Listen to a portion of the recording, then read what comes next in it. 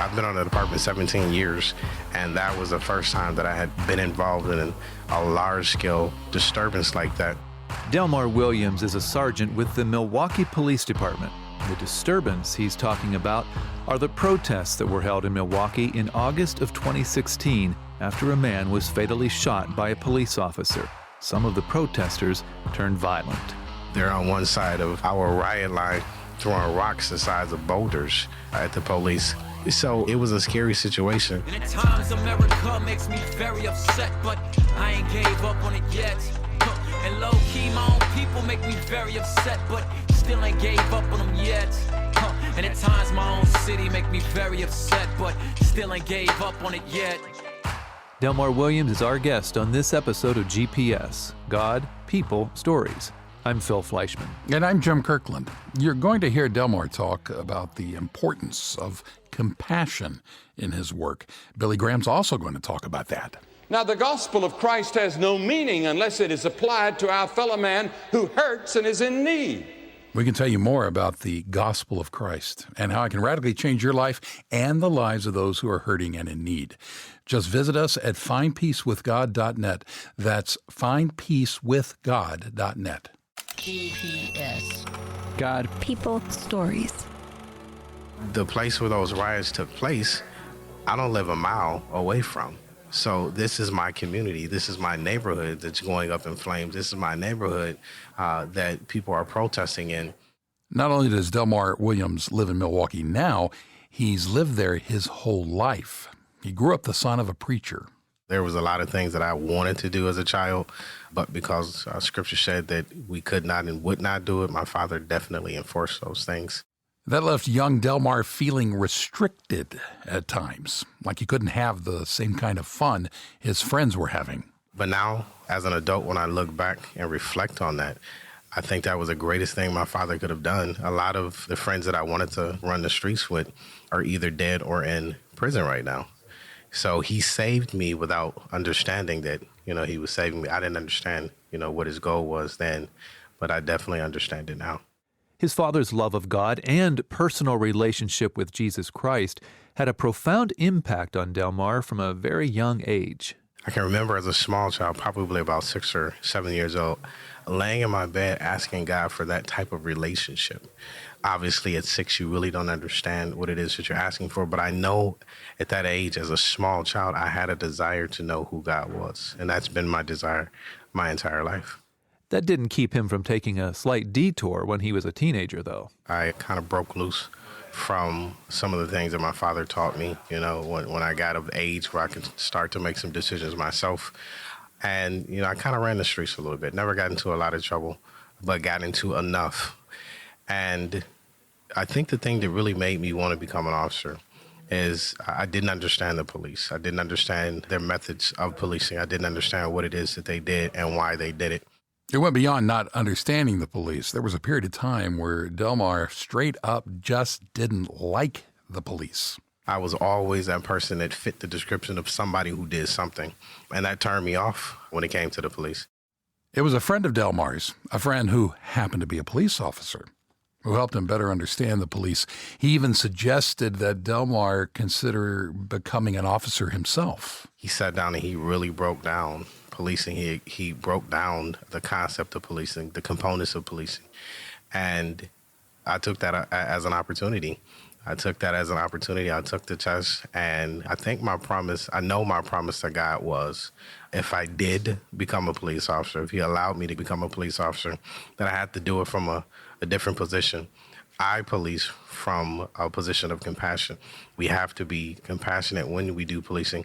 That's something that Delmar says comes easily to him because he remembers when he was making bad decisions. So when I see people in the position that I was once in, I have a bit more compassion for them. I know that people don't have a desire to be strung out on drugs. I know people don't have a desire to be in the streets, to have to rob, kill, and steal. So you can look at that from a point of compassion. Understanding that you still have a job to do. There's still some things you have to do. You got to take some people to jail. Some people are going to meet God through a prison ministry. However, most people want to do better. They just don't know how. And I think when you approach it from a position of compassion, you can give those resources while doing your job as well. Sergeant Williams remembers one call in particular where a compassionate response made all the difference. The problem was a big family fight. I get to the house and I'm having a conversation with the father, and he's like, listen, I'm at my wit's end. The kids are going crazy. I'm not letting them back in the house until we get this figured out.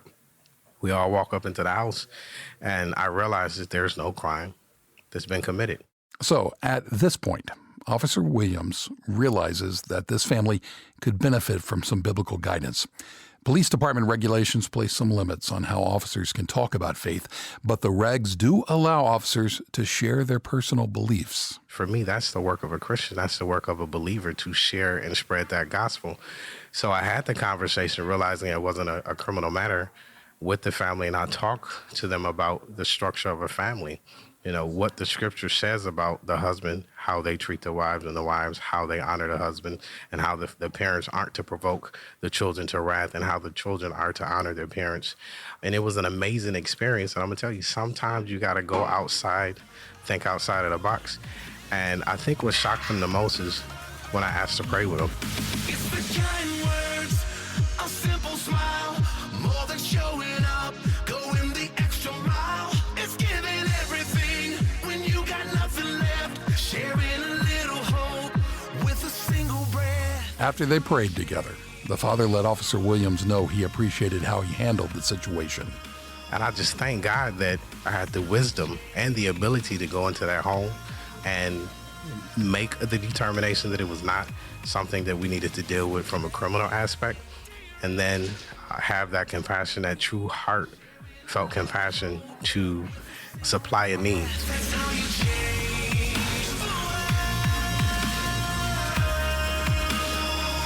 That was one of many different types of situations that Sergeant Williams has dealt with during his 18 years on the force. But none of those situations compared to what he faced in the summer of 2016.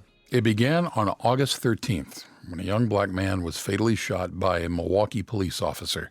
Within just a few hours, protests had begun. Those protests soon turned violent. We had 3 shootings, 3 homicides in that very area, probably within a 48 to 72 hour time span. All right. So that community was already agitated. So when the police officer shooting occurred, that I believe was a spark, that the match that sparked the flame. We had probably a good 24 hours of real protest where they burned a few buildings. They took us to task. I got to tell you, they're on one side of our riot line. I mean, they're throwing rocks the size of boulders at the police. So it was a scary situation. Just the entire breakdown of that thing. I've been on the department 17 years, and that was the first time that I had been involved in a large scale disturbance like that. When the riots began, Sergeant Williams was away from work on medical leave. He returned to work on the 3rd and final day of the unrest, and he served on the front line of the riots. So the first 2 days, I actually had an opportunity to witness it from the perspective of a citizen. And I think the reason why that was really important is the place where those riots took place, I don't live a mile away from. So this is my community. This is my neighborhood that's going up in flames. This is my neighborhood that people are protesting in. So I, as a citizen, had an opportunity to deal with it or take it in from that point of view.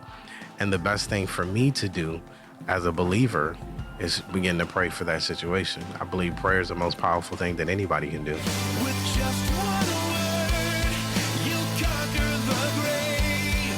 'Cause when you speak, the dead are raised. So here I am on my face. Delmar talked about the power of prayer, and so does the Bible.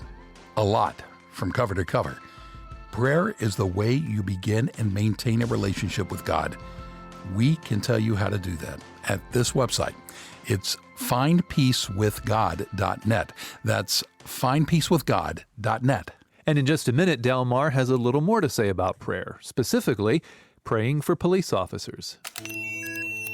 You're listening to GPS, God, People, Stories, a podcast production of the Billy Graham Evangelistic Association. Now, the gospel of Christ has no meaning unless it is applied to our fellow man who hurts and is in need. Billy Graham. Jesus said a certain man went down from Jerusalem to Jericho and fell among thieves, which stripped him of his raiment and wounded him and departed, leaving him half dead. And by chance there came down a certain priest that way, and when he saw him, he passed by on the other side. And likewise a Levite came and looked on him and passed by on the other side. But a certain Samaritan came where he was, and when he saw him, he had compassion on him. And he went to him and bound up his wounds, then brought him to an inn and took care of him. He didn't just love him and leave him. Jesus doesn't just love us, but he died on the cross, and he died for us and for you. God doesn't just convert us and change us tonight, but he goes with us. He keeps us. Christianity is good news that you can be forgiven and that you can make a commitment to someone who will love you and go with you from here tonight to help you change your way of life. Billy Graham's son, Franklin, is going to be sharing that same message for the next couple of weeks during the Decision America Pacific Northwest Tour. He's sharing the life-changing message of Jesus Christ in 7 cities in Oregon and Washington State. So, could we ask you to be praying for these one-day outreaches? You can learn more about them at this website, decisionpacificnw.com. The NW is for Northwest. So again, that's decisionpacificnw.com. And if we can add to your prayer list, may we? In addition to praying for Franklin Graham's outreach in the Pacific Northwest, our guest on this episode of GPS would also appreciate your prayers. Delmar Williams said prayer is the most powerful thing that anybody can do. So we asked him how we can be praying for him and other police officers. When you pray for a police officer, you have to first understand that police officers are human beings. So we have families, we have loved ones, we have friends, we have fears, we have concerns. So I would say pray for me the way that you would pray for your father, you would pray for your mother, you would pray for your brother, because we all are fathers, mothers, brothers, and sisters. We're grateful for the time that Delmar Williams spent with us and for his police service. We're also grateful for you and your time and your prayers. I'm Jim Kirkland. And I'm Phil Fleischman. 2 more quick thank yous go out to the artists who shared some of their music on this episode. That would be the Newsboys and Propaganda. GPS, God, People, Stories. It's an outreach of the Billy Graham Evangelistic Association. Always good news.